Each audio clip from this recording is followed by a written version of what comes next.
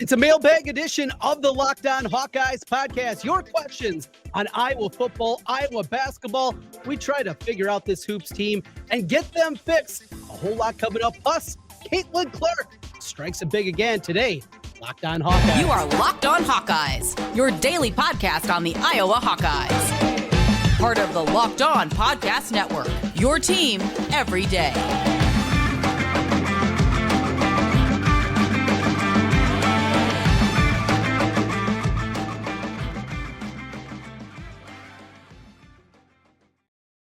Hey, welcome in. I'm Trent Condon, and this is the Locked On Hawkeyes podcast. Thanks for making Locked On Hawkeyes your first listen every day. We're available wherever you get podcasts. You can also find us on YouTube. While you're there, make sure you hit that subscribe button. Helps us get in front of more Hawkeye fans. A big shout out to everybody that continues to join us here on the Locked On Hawkeyes podcast feed. And thanks to everybody for hitting that subscribe button over on YouTube. Today's episode of Locked On Hawkeyes is brought to you by LinkedIn. These days, every new potential hire can feel like a high-stakes wager for your small business. That's why LinkedIn Jobs helps you find the right people for your team faster and for free. Post your job for free at linkedin.com/lockedoncollege. Terms and conditions apply. Well, it is time to go through the mailbag, something that we do here about every month on the Locked On feed. A lot of comments from YouTube, some suggestions from people reaching out on social media, finding me different ways. Even had a guy called in on my radio show that you can hear each and every weekday on KXNO from 11 to 1 here in Central Iowa and across the country on the iHeartRadio app. But we got a lot to talk about. It is a quiet time right now. A year ago at this time, we were excited about the possibility of Cade McNamara becoming the Iowa quarterback. There was a lot of transfer portal activity happening because Iowa had a lot more flexibility than they do at this time. And before we get into the football conversation and take some of your questions and take a look at some different things, try to fix this basketball team and talk about the women's team and Caitlin Clark again, getting some more money coming her way with another NIL deal. But we have to throw this out there. So last year, people harken back, Cade McNamara going out, getting Seth Anderson. Later on in the year, getting Caleb Brown and all the excitement that came there.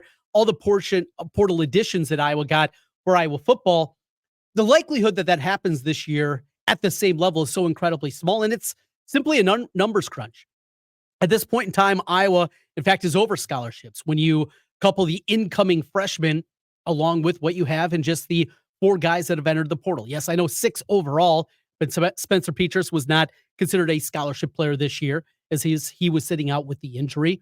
And then he also had a walk-on that had entered the portal in Filer. So really 4 scholarship players are all that have entered the portal as we sit here today on a Tuesday. And because of that, because of what they have coming in with the freshman class and not a whole lot of other people have entered the portal, you're left thinking that there just isn't a whole lot that they're going to do. Now, after the bowl game, it is likely you're going to see more players enter the portal.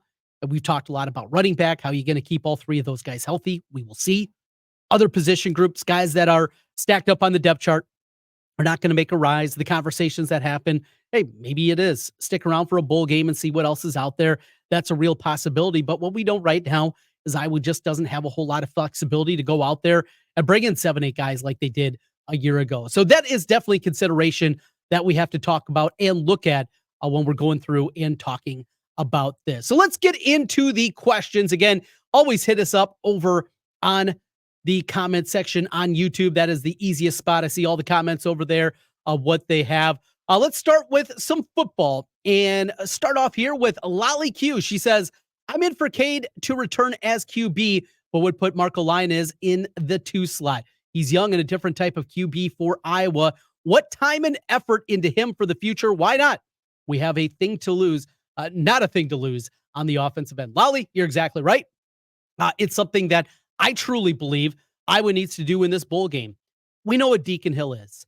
Can there be improvements that Deacon Hill makes? Sure. This is a guy with not a whole lot of experience, not just at the collegiate level, but even go back and look at him at the high school level. His senior year was 2020. He shortened season that year. This is a guy that just doesn't have a ton of reps. He's got a strong arm. Accuracy is a problem. And though there were improvements, it's just not a whole lot of improvements that you want to see out of him. I don't think that Iowa can afford to have him as the backup next season with what we know from him, the kind of quarterback that he is, and the nature of Cade McNamara. This is a guy now that has sustained 2 significant injuries in his collegiate career. A guy that even before those 2 significant injuries had been banged up at his time in Michigan. Apparently, he was also a guy that was banged up at the high school level, if memory serves back when he was a high school quarterback in Nevada. So you have all these things up there. He's a brittle quarterback. He's a brittle player. The injuries don't lie. This has happened. He can call it bad luck and he chalk it up to all those things. I don't think Iowa can afford to go into next season with only Deacon Hill. So see what Marco Lainez is. Get him a couple of series in the second quarter, in the third quarter of the bowl game. The bowl game means nothing. I know. Bowl games used to mean something. They don't anymore. Unless you're in the college football playoff, maybe in the New Year's Six, but even then, we see the opt-outs that are happening. This is about the development of your program. This is about the future. Kirk loves bowl games. Kirk loves winning bowl games. He loves the reward that comes with it, but let's be honest. It does not mean anything for Iowa football. Win or lose against Tennessee, it is not going to change the trajectory of Iowa football going forward. Lolly, you're exactly right. Get him out there. This from Charles Harris, another one on Marco Lainez. I don't think we know anything about Marco Lainez. I think KF is blowing smoke on the QB order because when KF makes his decision on a QB, he doesn't want to be second guessed. Charles, I think you're exactly right on that. It's one of the more baffling things about Iowa football. You see a guy put the ball on the turf, fumble the football as a running back, you're in the doghouse. You see a wide receiver make a mistake, you're in the doghouse. Offensive line, they shuffle that thing all throughout September every single year, even if it feels like the 5 guys are solidified. Make a mistake defensively, special teams, you're out. Quarterback, well, we've seen it now for years. And it's something, I don't know if Kirk's brain was broken, what happened over 20 years ago with Kyle McCann and Brad Banks, when Kyle McCann came back on the field in that 0-1 game against Michigan, and he was booed, and Iowa ultimately lost a tough game to the Wolverines in that one. Because since then, some of these quarterback decisions have been baffling. From Jake Christensen and the inability to move on from him. Eventually, finally getting to Ricky Stanzi. Jake Rudock, who was fine. He was a fine quarterback. But CJ Beathard had a higher upside, and how long it took. And here we are, after watching Spencer Petras muck it up for years upon years. And now, what we saw with Deacon Hill. And not to give another guy an opportunity, it's baffling. I think his brain's broke. Absolutely. Continuing on here from Charles Harris, he digs in his heels and hand waves off anyone who rudely asks him that decision. You're exactly right. I don't get it. I don't understand it. For an old football guy, quarterback is something that he cannot wrap his mind around. And his inability to move on when a guy truly doesn't have it is something that I think will be remembered a long time when we talk about the Kirk Ferentz era. This comes from Jim Romine, 3667. Let's have a dedicated quarterback coach and let the OC concentrate on game planning. Let this guy go out, find a top-tier quarterback rather than settle for these Division III moves. All right, Jim, I got you there. I'm a proponent of that. The new offensive coordinator does not have to be, in my mind, also the quarterback coach. It's something that I was done plenty of times in the past, but I don't think it's a necessity. I don't think it's something that has to be done in order for this to work out well. Ken O'Keefe, when he was just the quarterback's coach, when he came back after his gig with the Miami Dolphins, I think absolutely that was something that worked out well. And we saw, as an offensive coordinator, Brian Ferentz was a whole lot better before he also had to become the quarterback coach. This is from Ronald Goodrich. Truth is, Deacon only had 2 seconds to pass. Also, does he have any targets? Both fair questions, Ronald. Wide receivers got to get better. Caleb Brown, we saw his emergence, but the scheme has to be better too. And the offensive line, pass protection was better this year. It wasn't great. We're not talking elite. This is not the 02 offensive line. This is the 2015 offensive line. They had holes. There is no doubt, but definitely something to be said. Not a whole lot of time back there. We'll continue with your questions here on Locked On Hawkeyes football, and we try to figure out some basketball as well. A lot of angst happening in Hawkeye Nation as it pertains what is happening with Iowa basketball. We'll talk football and basketball as we continue here. This is the Locked On Hawkeyes podcast. Today's episode is brought to you by LinkedIn Jobs. When you're hiring for your small business, you want to have as many top-tier candidates as possible to interview. That's why you have to check out LinkedIn Jobs. LinkedIn Jobs has the tools to help find the right professionals for your team faster and for free. something as a small business owner, it is incredibly difficult to find those right candidates, getting your name out there. Look, you're a big company. People know. People know that a lot of times you're always hiring. That's not the case with small businesses. When I've had jobs available, when I've needed help, LinkedIn Jobs has been able to help me. LinkedIn, it's just not another job board. LinkedIn has a vast network of more than 1 billion professionals, what makes it the best place to hire. And hiring is easy when you have that many qualified candidates. So easy, 86% of small businesses get a qualified candidate within 24 hours. Time is money when you're running a small business. LinkedIn knows that small businesses are wearing so many hats, you might not have time or the resources to find that right hire. Thankfully, with LinkedIn, the process is quick and easy. Post your job for free at linkedin.com/lockedoncollege. Once again, that's linkedin.com/lockedoncollege to post your job for free. Terms and conditions apply. Trent Conner back with you again here on a mailbag edition of the Locked On Hawkeyes podcast. Thanks for making Locked On Hawkeyes your first listen every day. We continue your questions and peeking around here, the comment section. Let's see. Let's go to Thomas Hahn. A new AC isn't going to make the receivers catch the damn ball. Well, true. Players still have to make plays.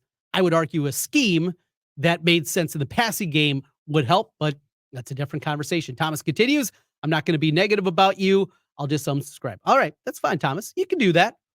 Not going to be negative. That's good. Positivity here around Christmas time. Like that.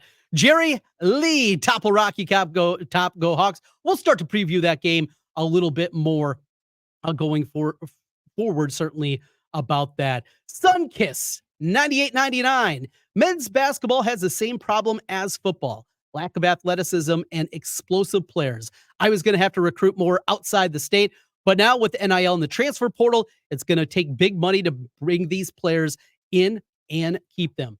Bring up a great point. In order to invest, and we have seen this now, the Swarm Collective and Brad Heinrichs and what his group has done. Football is going well. It can do better. You would like to see more money invested. That's why I was able to go out and attack the portal the way that they were a year ago. That was how they were able to also bring back guys like Logan Lee and Joe Evans for another season of eligibility. That worked out incredibly well. You want that to continue. If you want to see Sebastian Castro back, if you want to see Jay Higgins come back for another season, those types of players, got to invest, got to put the money in there. Is it fair? No, but it's the reality. And that's what we love to talk about here on Locked On Hawkeyes. We can have these great, grandiose ideas, and we can deride what college athletics has turned into. But the reality is, this is where we are. And in order for Iowa to compete at the highest level, they need investment from the fan base. They need money from the fan base for NIL. And you bring in basketball to the equation here, the same thing happens here. We've talked about the future of Fran McCaffrey, and we'll continue to talk about it. We got some questions coming up just on that fact. However, Iowa basketball, their NIL is not as in good shape as it is in football. More people are willing to invest in the football program.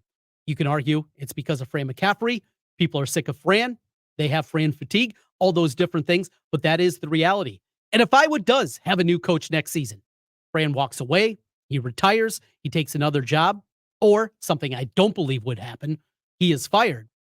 If one of those things do happen, though, you got a freshman class that there are going to be buzzards circling Iowa City. You don't think Owen Freeman's going to get a good deal? Other places? Even Brock Harding? Dembele, what we've seen out of him? Absolutely. There's going to be people that are going to be looking at them. Peyton Sanford for a final season of eligibility? Yeah. There's going to be a big program that could use a shooter like we've seen out of him. No doubt. That investment needs to happen also for men's basketball, or things could get ugly. Tyrone Biggins, as usual, no defense or rebounding. I can't believe this is actually a Big Ten roster. They got spanked by an NIT team. This was after the Iowa State game. Iowa State is not an NIT team. Look, the Big 12 is a monster. I don't know if they're even going to have a winning record in that league. It is a behemoth. But come on, that is not an NIT team. Continuing, there's a reason the men don't sell out Carver anymore. Most fans are done with this. Tyrone, I think you're right. And I have been a proponent of Fran McCaffrey. He has delivered what he was brought in to do. He has got Iowa back to what they were back in the 90s, made them a consistent NCAA tournament team 8 of the last 10 years, something that is not easy to do in Iowa City. It does not have the success in the tournament that people want, but he has at least got them back to the level that Dr. Tom had them. Yes, Dr. Tom in his final season made a Sweet 16. It was also the first time in a decade that he was able to do that. The program is back to what it was in that era. After B.J. Armstrong and Roy Marble and Ed Harton departed, after that, this was what the program was for a decade. They're back. We want more. I get it. That is one point. I have been a Fran McCaffrey proponent. It's an exciting style. It's fun to watch. Now, I've also argued that something needed to be done defensively when opportunities were out there to hire a new coach, go out and bring a defensive coordinator like Michigan did under Beeline. That was the time to do it. They didn't. And we see year after year this deplorable defense, a group that doesn't look like what they have. And this group is even worse. This is as bad of a defensive team as we have seen out of Fran McCaffrey. It is ugly. Let's see more here on basketball. Paul Klein, I quit watching Iowa basketball when they got rid of Dr. Tom. They shouldn't have. Disagree, Paul. That is a revisionist history. That is something that absolutely positively is people look in the rearview mirror and wish they had what they had. We're back there. We're back to what they had. Dr. Tom, it had come to an end. Attendance was struggling. Sound familiar? Non-conference scheduling was awful. Sound familiar? People were not filling the stands like they once were, and they had hit a dead period. That's what happened there. They absolutely should have got rid of Dr. Tom. The way that they did it was awful. That was bad. A lame duck season, a year of recruiting misses, a year that, by the way, you had high school seniors and Kirk Heinrich and Nick Collison. Nick Collison, very well with the right coach, could have been an Iowa Hawkeye. Didn't happen because he didn't have a coach. And those recruiting misses were also a reason that we saw Dr. Tom eventually lose his job. Back to football. This is from Jerry Gangler. Paul Chryst is the perfect fit for Kirk Ferentz. Chryst falls from the Alvarez tree, which has ran similar styles and could come in and actually improve what Iowa has tried to do. Wisconsin freaked and pulled the trigger too soon on him. I think you're correct in that Kirk would tend to be hands-off with Chryst. That's why I'm very much in favor of Paul Chryst getting the offensive coordinator job.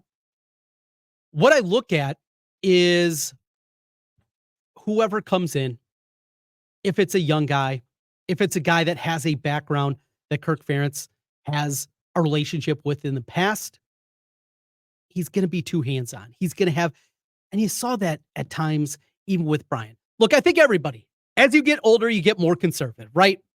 Now, conservative has different connotations. I get that. But just in general, you get older, you get a little more curmudgeonly.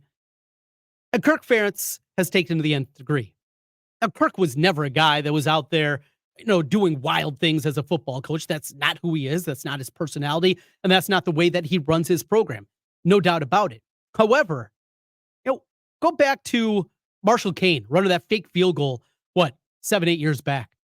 And just the cheers that came out. We were talking about Kirk 2.0, or maybe it was 3.0, whatever it is. But he became more aggressive. He has changed. He has been more willing to go for it on fourth down. He has been more aggressive at different times. But over the last couple of seasons, that has completely flipped. I don't know if it's just because he knew how awful this offense was, and he was trying to protect the team as much as possible. Look, they got wins. And ultimately, wins, it's a bottom line business, and he has delivered as it pertains to wins. But that is something why a guy like Paul Chryst, I believe Kirk Ferentz would be more hands-off, because the conservative nature over these last 2 seasons has grown exponentially for Kirk Ferentz.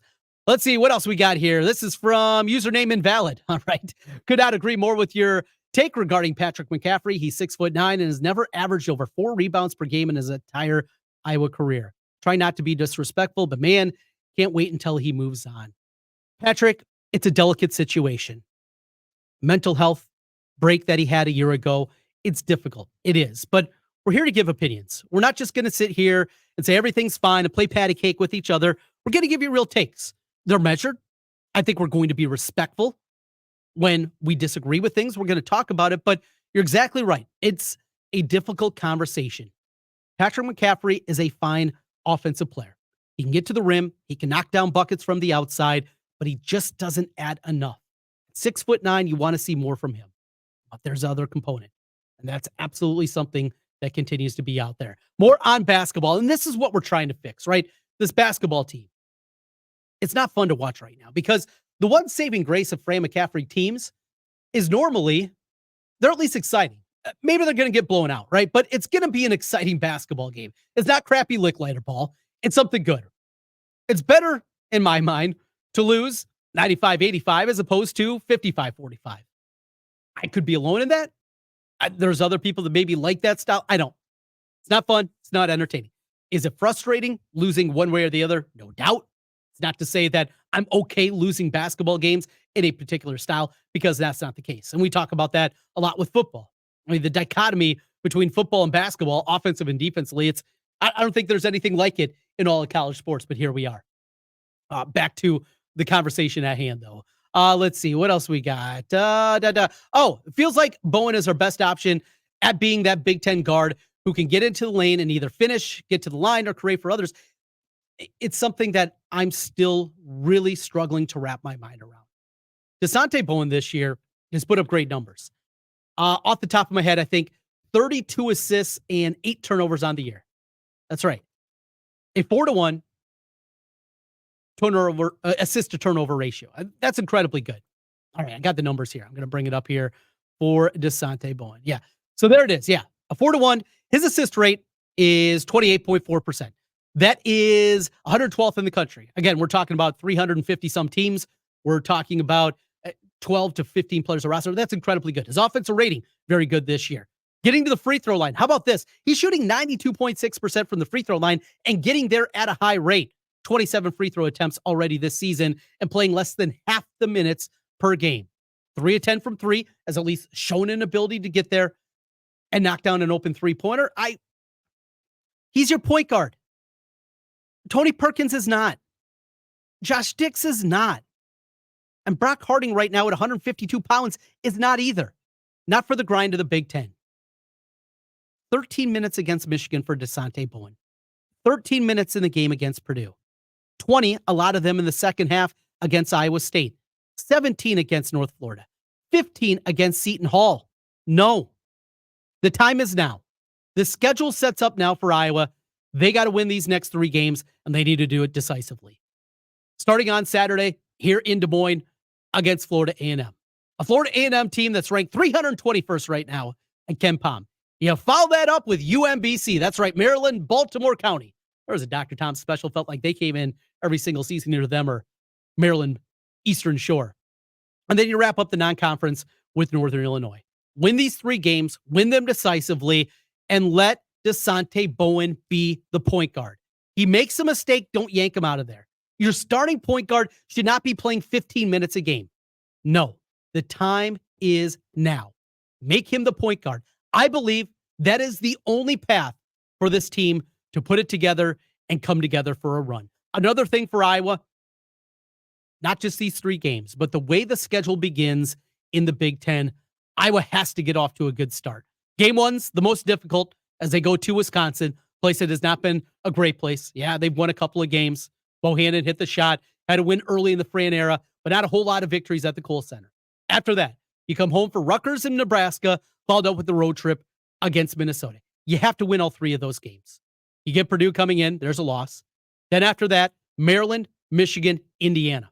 Ohio State at home at Penn State. Because after that, the closing stretch for Iowa is about as difficult as you're going to find. This is how Iowa wraps up the final 6 games of the season. Wisconsin, toss-up game. Probably going to lose because they always lose to Wisconsin, right? At Michigan State, tougher on paper than it is in reality, at least the way the Spartans are playing right now. At Illinois, yuck. You get Penn State at home, and then you go to Northwestern. Oh, by the way, a team that beat Purdue on their home floor, and Illinois again. That closing stretch is tough. Any hope at all, Iowa has to get off to a great start. No more losing to crappy Michigan teams. You can't afford it. It can't happen. I believe the only way this is going to happen is giving the keys to the car to Dasonte Bowen and let him play through some mistakes. This is from Ron. Obviously, you freaking armchair coaches haven't considered they're playing as many as 4, 5, or 6 freshmen. Well, it's 4. Although I'm sure your YMCA experience qualifies you. Well, Ron, you do not have to be a college basketball coach to comment on it. I don't know if you've seen the, world over the last 50 years, from sports talk radio to podcasts to what is going on. People give opinions. That's what this is. I can give you the news. I think that would be boring as hell. That's not what we're going to do here on Locked On Hawkeyes. I've been saying it the last 3 or 4 years. It's time to move on from Fran. Ray, it's a difficult conversation. I think he has built up enough equity to believe if he wants to come back next season for another season, that he should have that. But tell you what, this bandwagon that I'm on, there's not a whole lot of people. A lot of people jumping off. Couple more questions here on this mailbag edition of Locked On Hawkeyes. Defense and rebounding wins. And Fran's teams have never done either of those. From Tyrone, they could score enough points to win enough games, but without those two phases, it's an early exit. That's what we've seen. This from Charles Gerlach. I hope Fran has been smart with his money over the years so he can retire and watch his last son play ball wherever he ends up signing, and we move on. Fire Fran, that's from Engine Work. Boy, there's a whole lot out of there. This was from the other day. Looks like a Purdue cap. No, it was a non-team affiliated one. Black and gold clay. Well, I don't even got black and gold on today. Apologies. I'll get some Hawkeye gear on coming up a little bit later here. And a football question to wrap up. Y'all need a QB. This Joey Phillips, 1181. I'm a Bama fan, but I was kind of my second favorite team. Y'all need a good quarterback, a good wide receiver, and an offensive lineman. Yeah, yes, we do, Joey. Hopefully, Cade McNamara is that guy. A healthy season, a competent offensive coordinator, good wide receiver. I think they have one in Caleb Brown, but it's going to take more than that. It's going to take Seth Anderson taking a step forward this year. It's going to take, I believe, an addition as an ex-wide receiver. They need that big wide receiver in the Iowa offense to make it go. An offensive lineman, they need that star. Is it going to be there? They'll have experience next year. There's no butt kicker, though, on this line. There's nobody that you feel confident, right? There's no Tyler Linderbaum. There's no Tristan Wirfs, Brian Bulaga, Eric Steinbach. I don't see one of those guys on this line.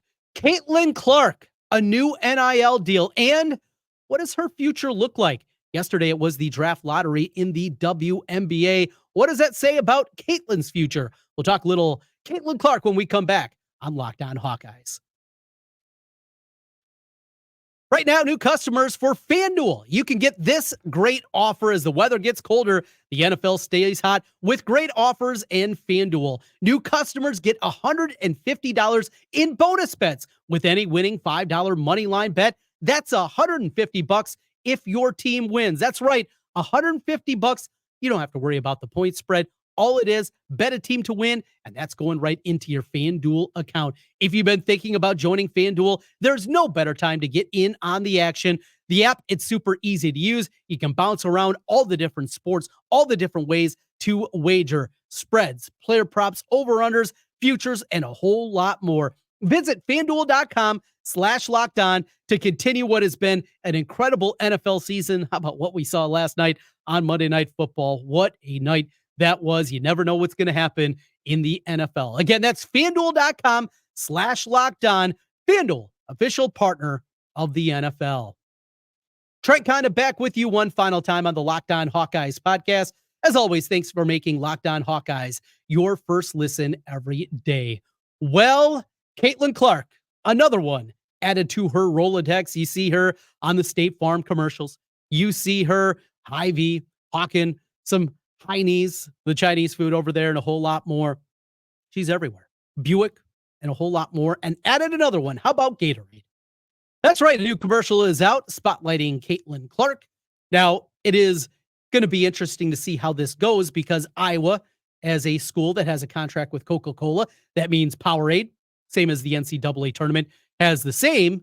What's that going to mean? Are we going to see Caitlin over on the bench when she takes a sip out of a Gatorade bottle? Is that allowed? Is that okay? I don't know. I'm kind of interested to see, though, how this plays out, but just really cool. I mean, we're watching a generational player. This is a once-in-a-lifetime opportunity, and it's happening in our university. It's happening for the team that we root for. It's absolutely amazing that this is happening. We're seeing this happen, and the WNBA had their draft lottery. Indiana, the Fever, get the number one pick. The Fever who a year ago added Aaliyah Boston to the mix. Remember her from South Carolina a year ago before their undefeated run ended at the hands of the Hawkeyes in the Final Four down in Dallas. She is there. Indiana's also where her boyfriend resides. That's right, Connor McCaffrey working for the Indiana Pacers. Whole lot of symmetry. A Midwest team, relatively close to home. A lot of those Midwest values, and maybe Hy-Vee opening some stores in Indiana. We will see. Really cool. Enjoy this ride. Enjoy what this run is going to be. They come to Des Moines this weekend. Take out a Cleveland State team that is good.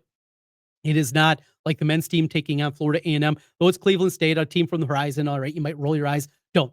Cleveland State team is pretty good. Something to keep an eye on there. Caitlin Clark, Gatorade now for her. Congratulations. Young lady from my backyard in West Des Moines. Watched her, called a ton of her games in high school. We're lucky to be able to see what she is.